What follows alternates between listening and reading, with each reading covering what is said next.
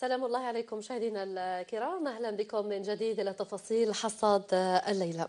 في الوقت الذي يتفنن فيه العديد من الجزائريين لاقتناء أشهى أنواع المأكولات، يضطر العديد من الأطفال إلى اللجوء للمزابل لجمع ما يملأ بطون عائلتهم. أحمد بوطاف وإبراهيم برقاش رصد التالي.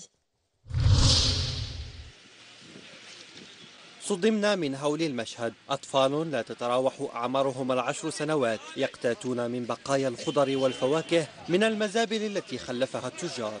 خمسة. سنة 5. احنا ثلاثة. شحال في عمرك؟ 10. أنت شحال في عمرك؟ 10.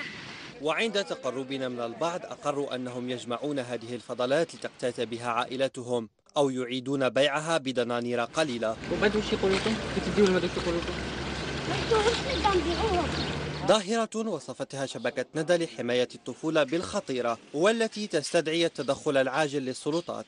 طبعا مشهد لا يليق لا بمجتمعنا ولا بأطفالنا ولا بجزائرنا. مهم جدا هذايا، ولا بحقوق الأطفال أنهم يعني تحت الحاجة يلقوا أنفسهم هم مسؤولين على جمع هذه المواد من خضر وفواكه.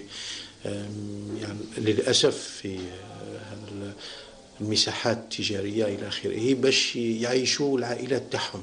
رانا ننتج الأمية من بعد، يعني طفل 9 سنين يلقى روح فيها الظاهرة وما يروحش المدرسة يصبح أمي، أنه الصحة تاعو تضرر، معناه مواطن يولي لك مريض، معناه يضر بالاقتصاد بالمجتمع بالخزينة العمومية بالنمو. يحدث هذا تزامنا ومصادقة البرلمان على قانون الطفل، فهل سينجح في تحسين وضعية الطفل الجزائري؟